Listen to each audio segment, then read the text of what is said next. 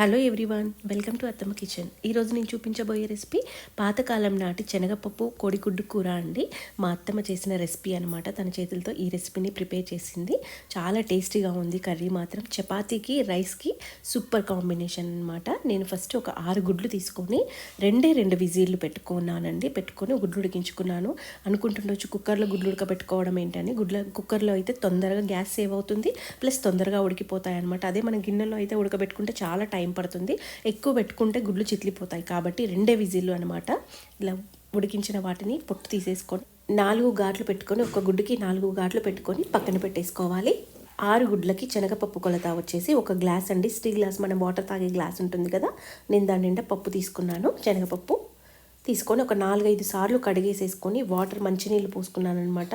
అంటే ఆ గ్లాస్తో ఒక 1.5 గ్లాస్ వాటర్ సరిపోతాయన్నమాట. వాటర్ వేసుకున్న తర్వాత 1/4 టీ స్పూన్ పసుపు, 1 టీ స్పూన్ ఆయిల్ కూడా వేసేసుకొని చెంచాతో బాగా కలిపేసేసుకొని 2 విజిల్ అంటే 2 విజిల్ అండి. పప్పును ఎక్కువ ఉడికించుకోకూడదు. 2 నుండి 3 విజిల్ లోపు. మెత్తగా అవ్వకూడదు, పప్పు గట్టిగా ఉండకూడదు. మనం చేయితో స్మాష్ చేస్తే కొద్దిగా లైట్గా స్మాష్, గట్టితనం ఉండి స్మాష్ అయితే చాలు. పప్పుని పక్కన పెట్టేసుకొని స్టవ్ ఆన్ చేసుకొని స్టవ్ పై ప్యాన్ పెట్టుకొని 2 టేబుల్ స్పూన్ల నిండా ఆయిల్ వేసుకోవాలి. స్టవ్ హై ఫ్లేమ్ ఉండకూడదు, మీడియం ఫ్లేమ్ పెట్టుకోవాలి. స్టవ్ ఆయిల్ వేడవగానే 2 మీడియం సైజు ఉల్లిపాయలు తీసుకొని సన్నగా పొడుగ్గా తరుక్కొని ఆయిల్లో వేసుకోవాలి. తర్వాత ఒక 3 పచ్చిమిర్చి ఇలా మధ్యలోకి, మీడియం సైజు పచ్చిమిర్చి మధ్యలోకి చీల్చుకొని వేసుకోవాలి. ఒక 5-6 రెబ్బల కరివేపాకు కూడా వేసేసుకొని కలిపేసేసుకోవాలి. కరివేపాకు కూడా వేసుకున్న తర్వాత లైట్ గోల్డెన్ బ్రౌన్ వచ్చేంత వరకు వేగించుకోవాలి. ఇలా లైట్ గోల్డెన్ బ్రౌన్ వచ్చిన తర్వాత 1/2 టీ స్పూన్ అల్లం వెల్లుల్లి పేస్ట్ వేసుకోవాలి.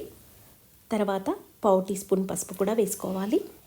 పసుపు కూడా వేసేసాక కలిపేసుకున్నాక వెంటనే మనం ఉడకబెట్టుకున్న గుడ్లని ఇందులో వేసేసుకొని లైట్గా నిదానంగా ఈ విధంగా ఉల్లిపాయలకున్న మసాలా మొత్తం గుడ్లకు పట్టేటట్టుగా కలుపుకోవాలి. ఇలా కలుపుకున్న తర్వాత నేను 1.5 టీ స్పూన్ కారం పొడి వేసుకుంటున్నానండి. ఎండుమిరప్పొడి, ఉప్పు కలిపింది వేసుకుంటున్నాను. తర్వాత ఉప్పు మాత్రం చూసి వేసుకోవాలి. చూడండి, 1.5 టీ స్పూన్ వేసుకున్నాను. వేసుకున్న తర్వాత రుచికి తగ్గట్టుగా కొద్దిగా 1/4 టీ స్పూన్ మాత్రమే నేను ఉప్పు వేసేసుకున్నాను. వేసేసుకొని ఈ విధంగా ఉప్పు కారం గుడ్లకు పట్టేటట్టుగా నిదానంగా కలుపుకోవాలి. స్టవ్ ఇప్పుడు లో ఫ్లేమ్ పెట్టుకోవాలి. కారం పొడి కూడా వేసి కలుపుకున్న తర్వాత 1/4 టీ స్పూన్ గరం మసాలా వేసుకోవాలండి.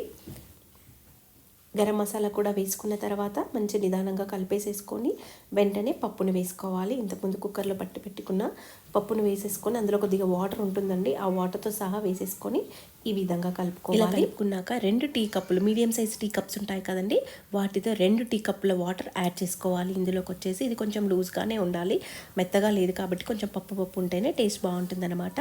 ఇలా వాటర్ వేసిన తర్వాత కొద్దిగంత టేస్ట్ చూసుకొని ఉప్పు కానీ కారం కానీ పడుతుంది అనిపిస్తే వేసేసుకొని ఒక 2 మినిట్స్ లో ఫ్లేమ్ పెట్టి మగ్గించుకోవాలి. మగ్గించుకొని 2 మినిట్స్ తర్వాత కొత్తిమీర గార్నిష్ చేసుకొని స్టవ్ ఆఫ్ చేసేసుకొని వేడిగా రైస్లోకి తిన్నా లేదా చల్లారిన తర్వాత అయినా సరే అండి, రైస్లోకి పచ్చి పులుసు కాంబినేషన్తో ఈ పప్పు తింటే సూపర్గా ఉంటుంది.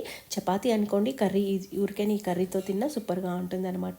పాతకాలం నాటి కోడిగుడ్డు శనగపప్పు కర్రీ మా అత్తమ్మ ప్రిపేర్ చేసిందండి. సూపర్ టేస్ట్ మాత్రం చాలా చాలా బాగుంది.